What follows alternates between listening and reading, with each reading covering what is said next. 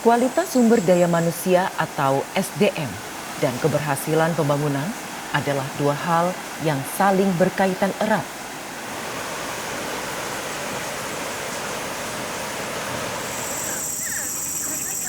Pembangunan yang efektif akan melahirkan SDM yang unggul, sementara SDM yang berkualitas akan mendorong terciptanya pembangunan yang lebih maju dan berkelanjutan.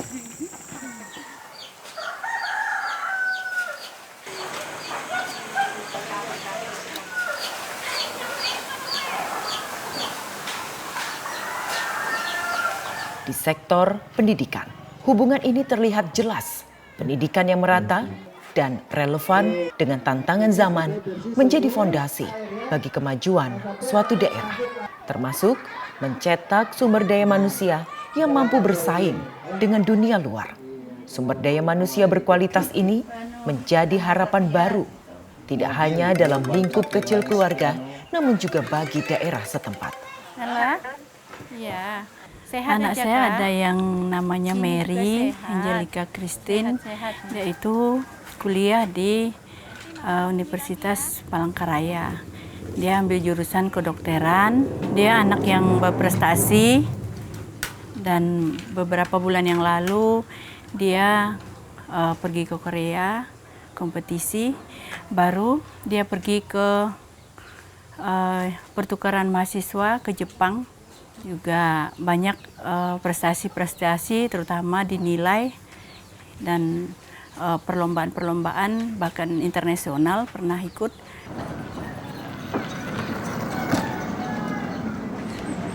Nama anak saya Esther Pina Buring kelas 11B. Dia itu ikut OSN bidang kebumian tingkat kabupaten untuk mewakili tingkat provinsi. Namun, keberhasilan ini harus dibayar dengan kondisi yang tak sesuai harapan. Pendidikan harus berdiri di tengah tidak meratanya pembangunan.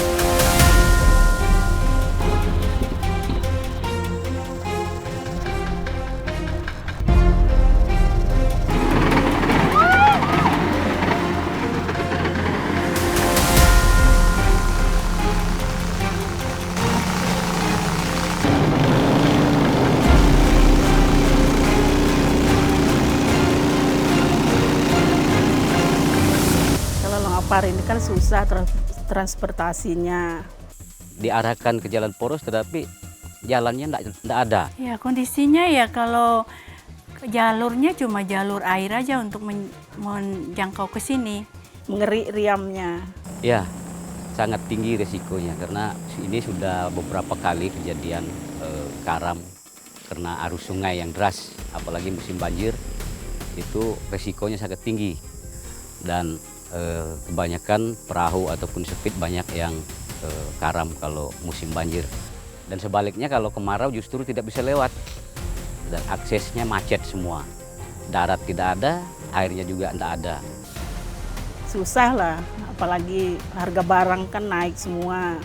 Memang mahal Bu, dibandingkan masih di ibu kota kabupatennya kan masih murah, masih wajar. Kalau musim kemarau itu ini mencapai 700-800 satu karung yang kemarau, itu beras. Kalau airnya normal ya mungkin agak di bawah sedikit lah. Itu 25 kilo dalam satu karung.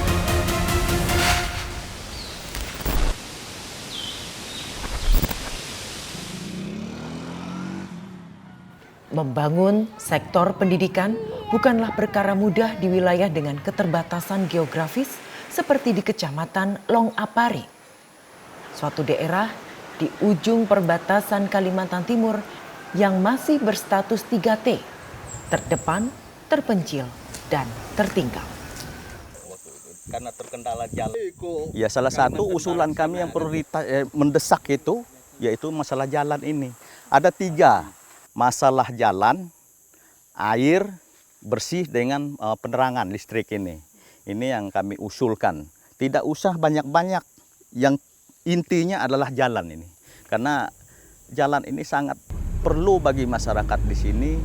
Pemukiman warga yang di sana juga sangat perlu jalan karena ada anak sekolah yang mau melewati, kadang-kadang terkendala pas waktu hujan mereka tidak turun sekolah karena lumpur kan, becek dan lain sebagainya.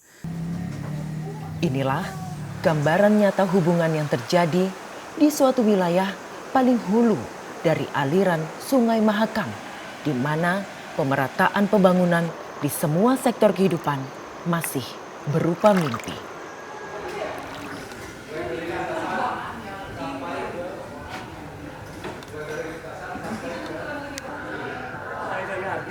Keterbatasan infrastruktur membuat fasilitas pendidikan sangat minim. Sementara tenaga pendidik harus berjuang. Pada kondisi ini, pendidikan menjadi cahaya menerangi masa depan anak-anak di Kecamatan Long Apari, Kabupaten Mahakam Ulu. Saya orang Sulawesi, saya uang Sulawesi. Jadi pas datang ke Kalimantan, shock. Dengan gaji yang sekian, biaya yang harus kami keluarkan hidup di sini sekian, jadinya ya timpang.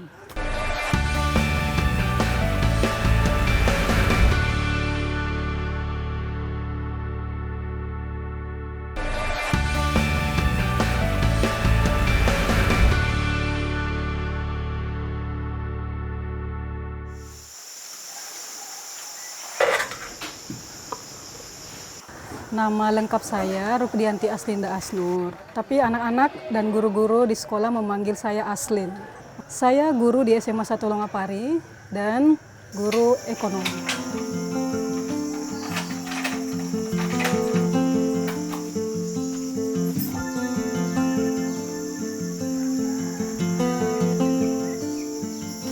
Di sudut paling hulu Sungai Mahakam, tersimpan asa yang tak lekang. Meski dikelilingi hutan lebat dan perbukitan, tampak semangat langkah kaki anak berseragam.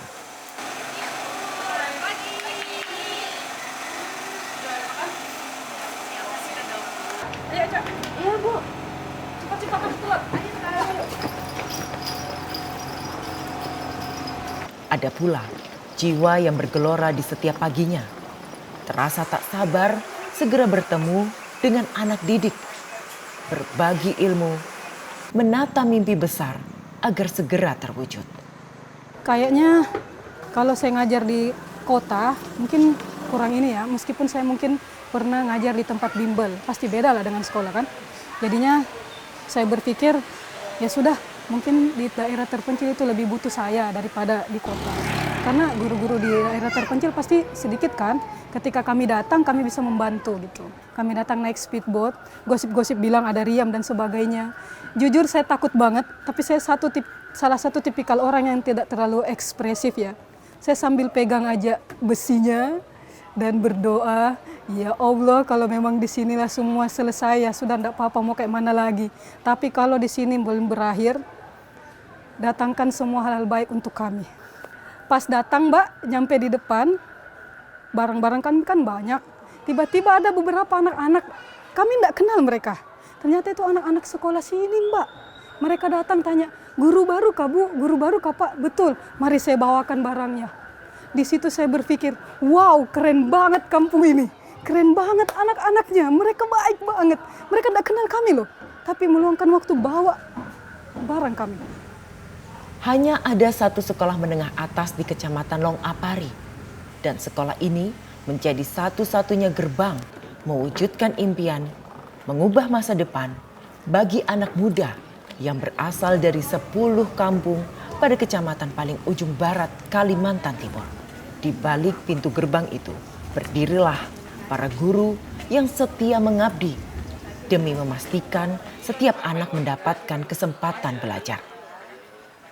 Salah satunya adalah guru Aslin. Tahun lalu saya itu adalah pembina OSIS SMA 1 Longapari. Saya juga guru prakarya dan kewirausahaan. Dan saya juga guru ekonomi sekaligus. Nah, karena 3 bidang itu membuat saya masuk ke semua kelas dan mengenal semua siswa. Keseharian saya selain mengajar, saya memastikan OSIS itu berjalan maksimal. Kami menghasilkan uang dengan menjual beberapa sayur yang sudah kami tanam sendiri. Kami juga berangkat menjual bahan-bahan pangan itu ke tempat yang agak jauh dari sini. Dan di situ saya bisa selipkan literasi keuangan kepada mereka. Seperti apa kita mendapatkan uang, memanfaatkan uang itu, mengelolanya dan memanage uang tersebut semaksimal mungkin agar tidak langsung habis. Ya, 6 ribuan gitu kan?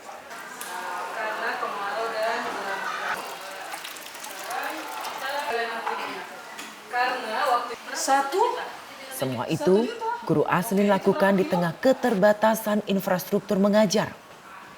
Gedung sekolah yang sederhana, aliran listrik, dan sarana telekomunikasi yang tidak selalu stabil. Jadi pertama datang 2016 itu kurang lebih asal muasal kami mulai berusaha membangun lah intinya. Jadi kami tidak punya listrik waktu itu. Jadi pada saat itu kita masih mengandalkan yang namanya diesel, ya kan, itu hidup hanya dari jam 6 sore sampai jam 10 malam. Dan itu kita harus patungan untuk beli BBM. Nah itu nominalnya juga satu orang itu 250 ribuan pada saat itu. Kemudian itu tetap ada bantuan wifi dari kementerian kalau tidak salah. Tapi ya tentu saja itu aksesnya sangat minim. Kecepatannya hanya 2 Mbps maksimal. Jadi 2 Mbps itu dipakai untuk seluruh warga sekolah pada saat itu. Kemudian sampai terakhir itu 2024. Nah, itu baru kita bisa menggunakan karena ada layanan internet yang lebih baik itu. Nah, kita bisa beli itu.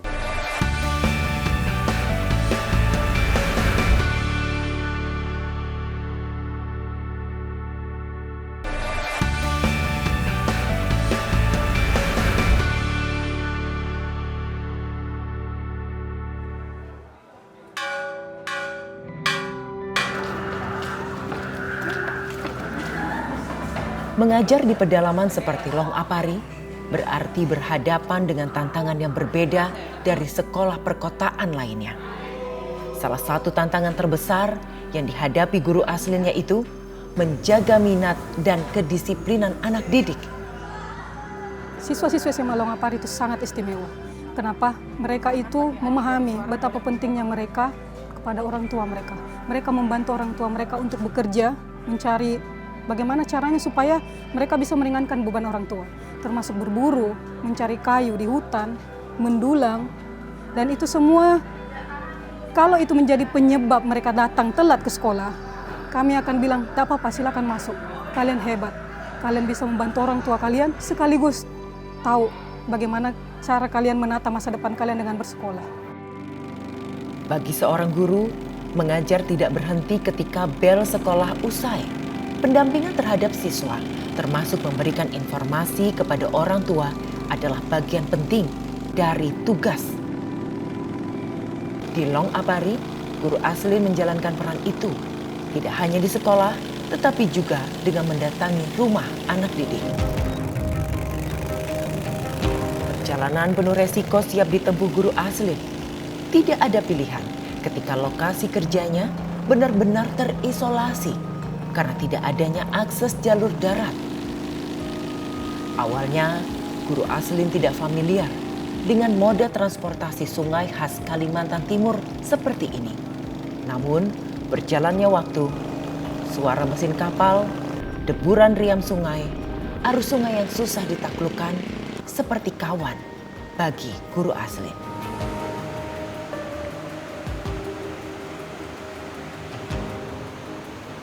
Menapaki lebatnya hutan hujan tropis Kalimantan menjadi sebuah keharusan ketika kapal kecil yang ditumpanginya tak mampu mengalahkan riam.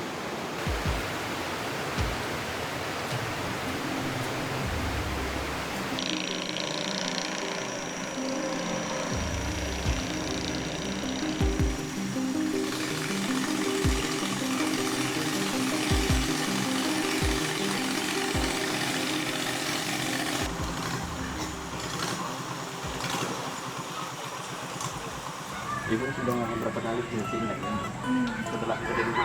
Tapi Guru Aslin meyakini perkembangan anak didik dari segi prestasi maupun sikap harus selalu diketahui oleh keluarga.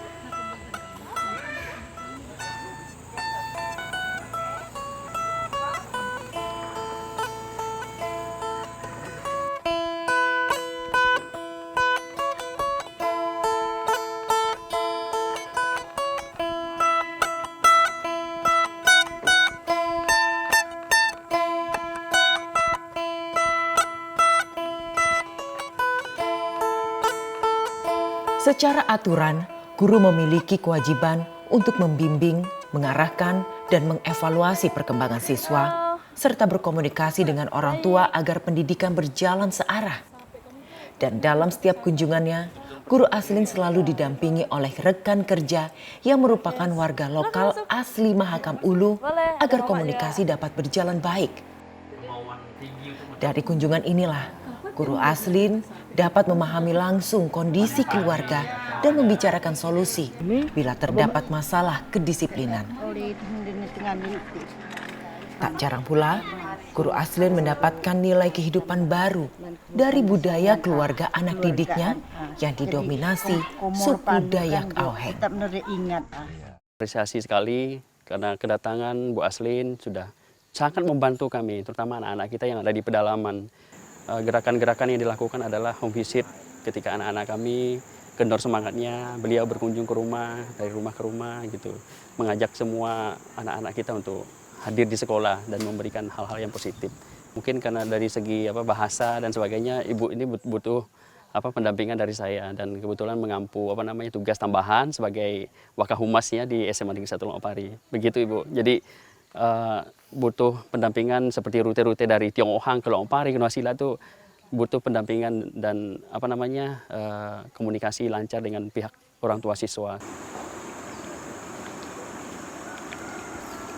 Bagi Guru Aslin, langkah ini adalah kewajiban moral, jembatan yang menghubungkan sekolah dan rumah agar anak tetap mendapatkan dukungan penuh, baik di kelas maupun di lingkungan keluarga.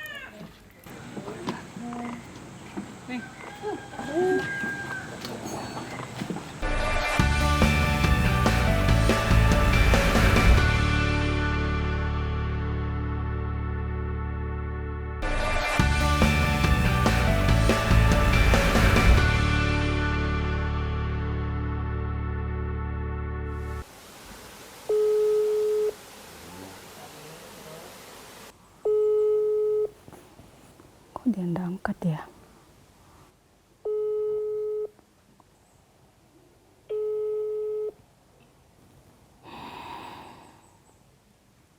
Halo. Ya, assalamualaikum. Waalaikumsalam.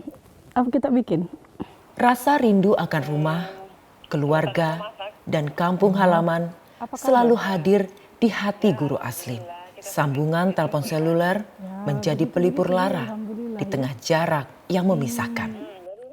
Oh, bagaimana di sana sungainya lancar? Speednya apa? Untuk bahan pokoknya di sana bagaimana? Deh, baru-baru kayaknya 4 hari yang lalu baru beli itu beras yang harganya 1 juta, astaga. 1 juta? Iya, berapa kilo? 25 kilo. 1 juta 25 kilo, wow luar biasa. Itu gaji PNS itu berapa persen ya? Terkurang aja itu kalau gaji PNS.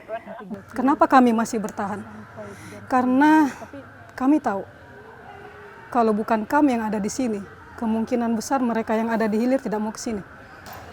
Jadi saya mau bilang mereka butuh kami. Disinilah tempat yang paling kami dibutuhkan. Saya punya tetangga yang baik. Saya tidak punya air, Mbak. Semasa kemarau itu saya tidak punya air. Tapi tetangga saya itu namanya Mama Luhung.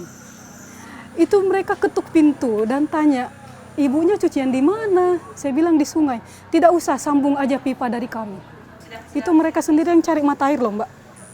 Dan mereka pasang pipa. Dan mereka merelakan saya pakai pipanya loh. Tetangga yang baik. Sebenarnya ada banyak yang mengangkat kami jadi anak ya, terus pakai nama, kasih kami nama asli sini gitu, nama Dayak. Tapi saya paling ini dengan ada satu mama angkat saya itu Beliau itu kasih saya nama Nuwo. Nama Dayak saya itu Nuwo. Beliau itu pokoknya kalau dia habis dari ladang, dia bawa anjat gitu, dia bawa mentimun atau kayak mana, pasti dia teriak gitu, Nuwo, Nuwo, mama datang gitu kan. Ya, Kak, ada apa Bu? Gitu. Ini ada mama bawakan timun. Berasa tidak lagi di perantauan lah intinya. Mereka baik banget.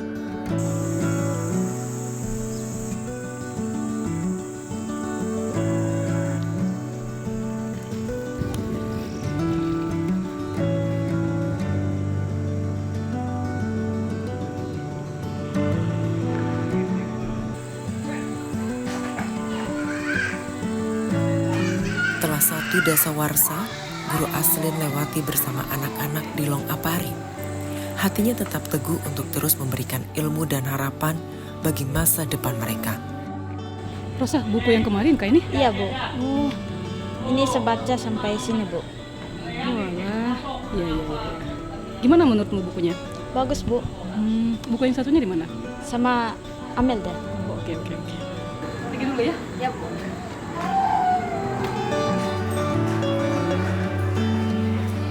Tak hanya menghabiskan waktu di dalam ruang kelas untuk mengajar, Guru Aslin juga terus mengembangkan kemampuan diri dalam segala hal. Ia lakukan agar bisa menjadi seorang teladan bagi anak didiknya.